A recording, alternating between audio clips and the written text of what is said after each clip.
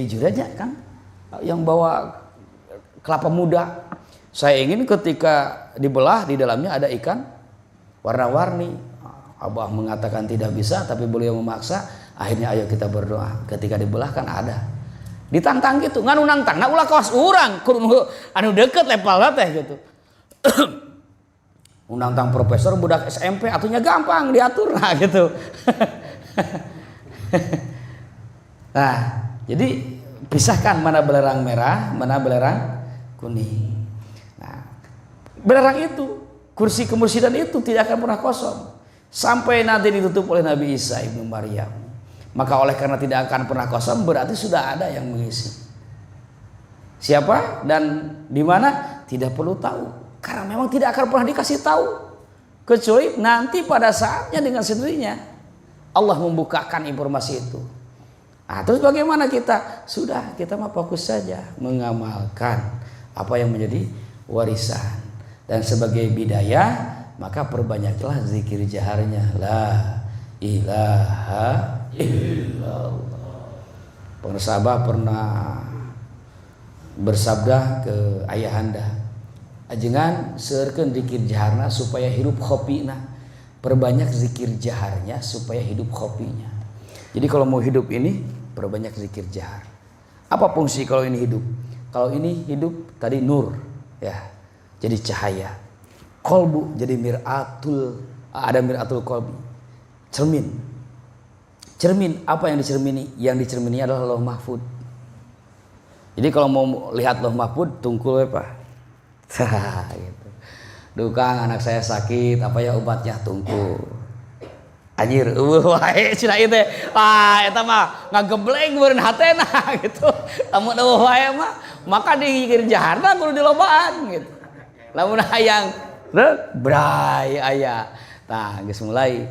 Lamun ngagebleng kene dikir jaharna kudu dilobaan, Pak. Kang malon naon cenah lamun dikir tujuan hayang kitu teu naon. Da ikhlas teh aya 3 hiji di kitab Azkiyah ya. Ikhlas karena ingin dikabul maksud yang bersifat duniawi. Kan ada doa Rabbana atina fid dunya ya. Berdoa kepada Allah, beri ibadah kepada Allah karena ingin sukses, karena ingin jadi pejabat, karena ingin usaha lancar. Dan dia terus konsisten dalam ibadahnya. Tidak setelah dikabul berhenti, bukan begitu maksudnya. Yang kedua, ibadah atau berzikir karena ingin surga. Ini ikhlas kedua. Yang terakhir puncak ikhlas tidak ada yang diinginkan bukan karena takut neraka merindukan surga, tetapi hanya ingin bertemu dengan Allah. Ini yang puncaknya. Ibnu Siti Robiah ya yang mengembangkan konsep itu yang disebut konsep mahabbah. Nah jika kita ingin wah ayah jawaban kayak apa aja dulu. Bingung ini bengkel motor geus 2 jam teu disada cenah motor teh. Geus diganti itu dibongkar itu. Akhirnya bari malam robitoh we ka pangersabah kieu.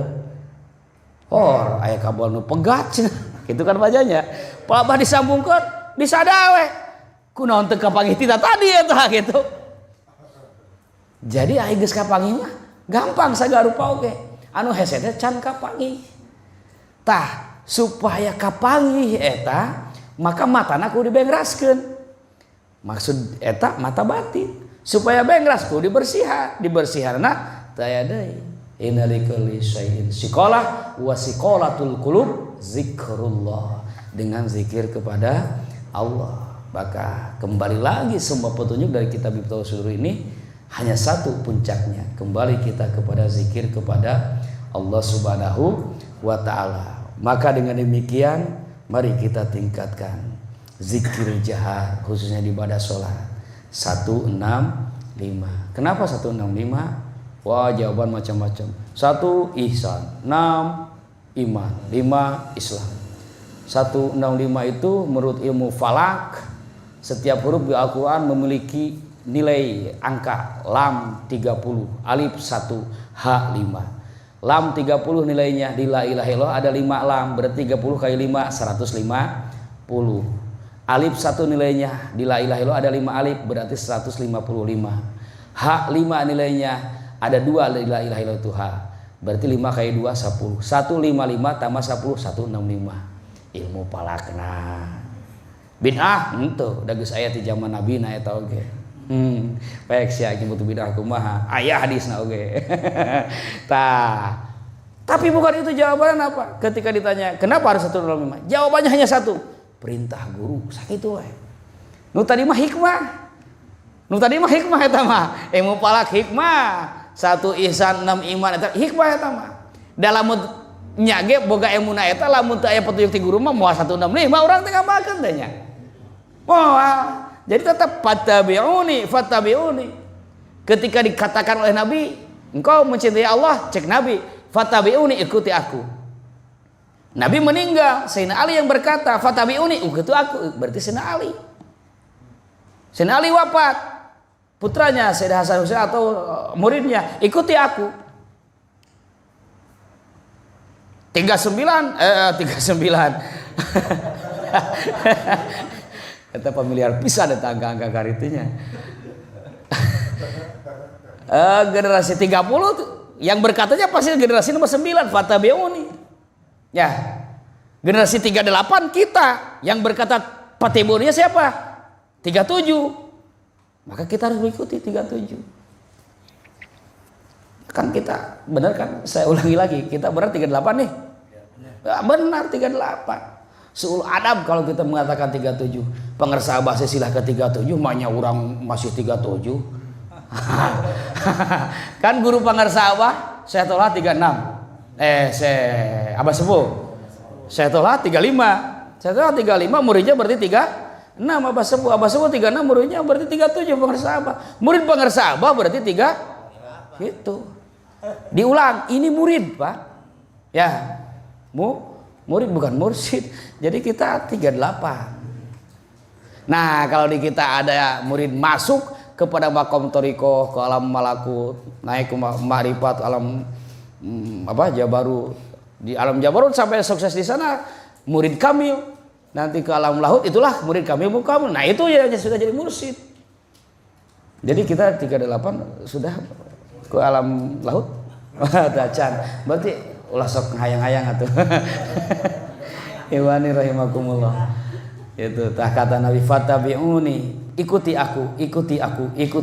Terakhir itu sampai kepada guru kita, ikuti aku karena aku juga mengikuti beliau. Beliau juga mengikuti beliau. Terus begitu saja.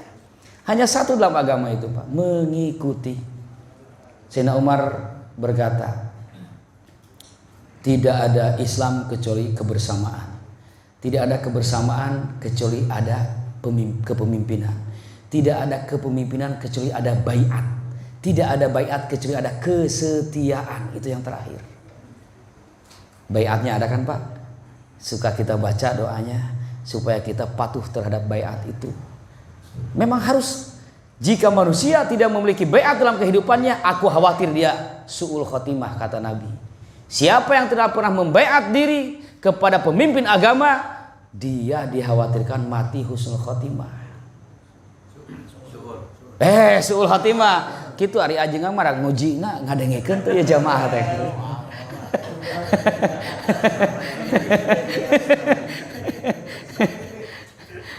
Jadi ada baiat. Hanya kita harus hati-hati. Baiatnya ke siapa nih? Ya harus jelas silsilahnya. Itu yang harus diperhatikan, bukan baiat saja tapi silsilah. Inilah kita. Nah, sebagai penutup disampaikan apa yang telah disampaikan, dan ini mohon tolong sampaikan terus-terusan kepada umat. Ini yang paling penting Pak. Dalam hidup beragama ini yang paling penting. Ada hadis sakolen dari Nabi. Hadis sakolen ada dua redaksi hadis. Yang pertama, taraktu fikum amrayni, aku tinggalkan dua perkara. In tamassaktum bihima, jika engkau mengikuti memegang tubuh yang dua, lan tadilu abadan, tidak akan pernah tersesat selamanya. Apa kata Nabi? Kitab Allah wa sunnati, kitab Allah dan sunnahku. Satu nih hadis. Ini banyak hadisnya, dan ini yang paling viral hadis. Semuanya ini kitab Allah dan sunnah, kitab dan sunnah. Kita sekarang hari ini yang belum tahu harus tahu. Ada satu lagi Pak yang harus dipegang. Sama kalimatnya. Aku tinggalkan dua hal untuk kalian. Jika kalian memegang teguh yang dua ini, tidak akan pernah tersesat selamanya. Lan masuk kepada fi'il mudhari, tidak akan pernah tersesat selamanya. Apa kata Nabi? Kitab Allah wa itrota ahli baiti, dan keturunan ahli bait. Turunan Nabi. Perhatikan kepada ahlul bait. Allah berfirman, innama yuridullahu ayyuzhiba ankum rijsa ahlal bait. Allah akan membersihkan ahlul bait dari segala kotoran. Wa yutahhirukum tathira, dan mensucikan dengan sesuci-sucinya. Ini Al-Qur'annya. Hadisnya mengatakan yang harus kalian ikuti Quran dan keturunan ahlul bait. Hadis yang lain, hadis yang tadi Quran dan hadis, yang ini Quran dan keturunan ahlul bait. Berarti ada 3 yang harus kita pegang, Pak.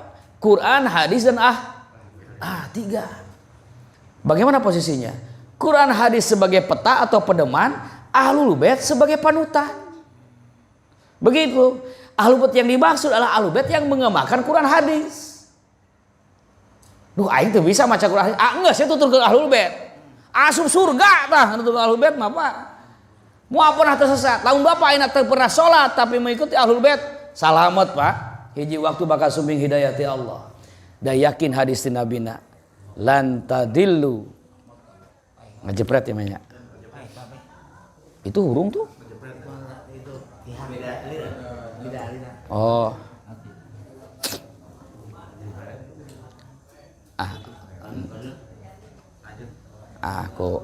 Ku HPW heulanya. Jadi tidak akan pernah tersesat, Pak. Dan Allah sudah berjanji ke ahlul bait akan dibersihkan dari segala najis,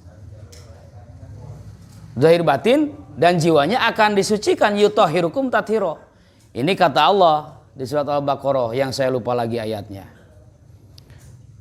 Nabi di hadisnya, uzakkirukum, aku ingatkan kepada kalian, Allah fi ahli baiti, Allah ada di ahlul baitku. 3 kali Rasul berkata, uzakkirukum, aku ingatkan kepada kalian, Allah fi ahli baiti. Uzakkirukum, aku ingatkan kepada kalian, Allah fi ahli baiti. Oh, ingat? Iya mah indoor. Nabi 3 kali mengulang-ulang. Aku ingatkan kepada kalian, Allah ada di ahli baitku. Aku ingatkan kepada kalian, Allah ada di ahli baitku. Aku ingatkan kepada kalian, Allah ada di ahli baitku. Maka kita sudah punya kata kunci, dan juga kita sudah punya itroh ahli bait.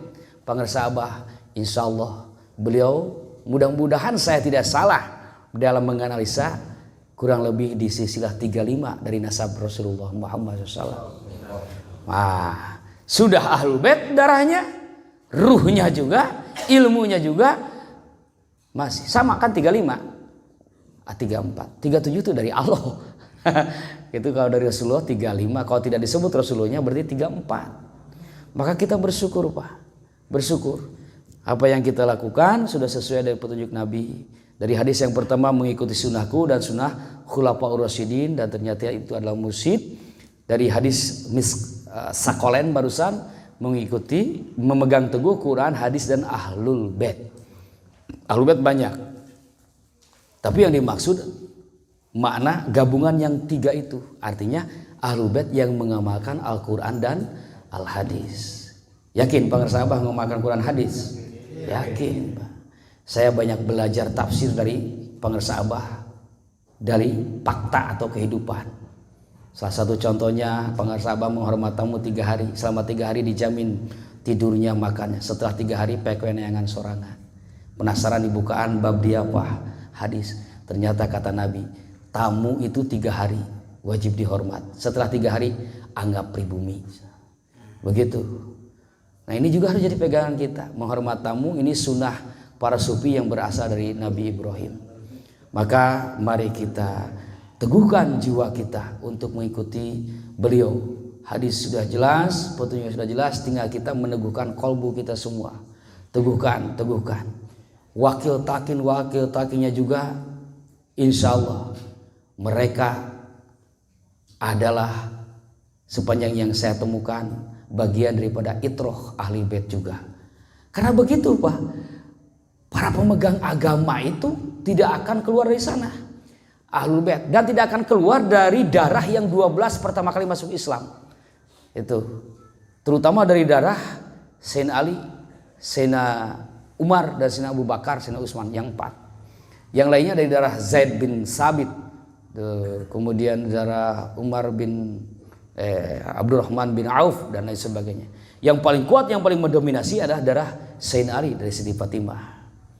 Nah, kita bersyukur sudah diberi guru petunjuk yang jelas, beliau adalah ahlul bait Rasulullah. Kalau ada bertanya kenapa tidak dikasih gelar Habib, kan begitu ya. Habib siapa sih? Habib itu ahlul bait dari Hadramaut yang memiliki peran di dalam Islam. Jadi ulama dari ahlul bait jalur Hadramaut disebut Habib. Yang ke Pengarasa Abah dari Pamijahan, dari Cirebon, dari Wali Songo ke sananya. Itu juga dari Hadramaut. Syekh Jamaluddin Husain Jumadil Kubro, beliau hijrah dari Hadramaut ke Pakistan, mendapatkan gelar Azmat Khan, kemudian diberi tugas oleh Rasulullah harus ke timur jauh, yaitu ke Jawa. Nah, turunan dari beliau gitu. Hanya saja para Wali Songo itu menegaskan turunan kami meskipun ada darah dari Rasulullah, tolong jangan dikasih gelar Habib. Maka ketika para habaib mau memberikan gelar kepada turunan-turunan Pamijahan, mau menetapkan gelar Habib, akhirnya tidak berani karena sudah ada larangan dari atasnya. Sehingga dengan demikian Pengarasa Abah pun tidak mendapatkan, tidak diberi gelar gitu. Biarlah dengan gelar lokal. Apa gelar lokalnya? Ya Abah Anom, Abah Sepuh kan gitu. Buya, gelar lokal itu. Ajengan. Mama, nah, kalau kiai, kalau di sana turunan kiainya Gus ya begitu. Itu. Ikhwani rahimakumullah. Dengan demikian mari kita teguhkan jiwa. Teguhkan jiwa untuk selalu arapik, amalkan, rasakan dan pikirkan. Kita tidak cukup diamalkan tapi harus dirasakan. Di kuliah subuh Pengarasa Abah mengatakan demikian. Teu cukup diamalkan kudu bari dirasakan. Maka intinya mengamalkan, mengaktifkan raga, nyawa, rasa. Mari kita sama-sama untuk mengitikadkan diri untuk meningkatkan warisan dari Guru Agung Pengarasa Abah yang amaliyahnya paling tidak yang pokoknya ada 5, yaitu DKM saja, zikir, khotaman, manakib saja, salat sunat dan ziarah. Kita meminta berdoa selalu kepada Allah agar diberi kekuatan untuk mengamalkan warisan dari beliau, sehingga kita menjadi bagian daripada murid beliau yang tentu saja akan berkumpul terus sampai ke akhirat di bawah rahmat Allah Subhanahu wa taala. Amin ya Allah ya rabbal alamin. Allahumma khususna bila ilaha illallah waj'alna fi hisni la ilaha illallah wa amidna bi sirri la ilaha illallah innaka antal wahhabul karimul alimul hakim wa wafiqna limardatika innaka ghafurur rahim. Allahumma inna nas'aluka wa natawajjahu ilaika bisultani aulaika fi hadzal zaman syama syahid wa fatajul arifin fi qada'i ta'allumina hadza amin. Al-Fatihah. A'udzubillahi minasyaitonir rajim. Bismillahirrahmanirrahim. Alhamdulillahirabbil alamin arrahmanir rahim maliki yaumiddin shiratal ladzina an'amta 'alaihim. Demikian kajian atau MKTM kita di malam ini. Mohon maaf atas segala kekurangannya. Hapuntenah akang kekurangan. Doa kau sadaya hadanallahu wa iyyakum ajmain. Wassalamualaikum warahmatullahi wabarakatuh. Nah, tanya jawab, Pak. Biar tanya jawab.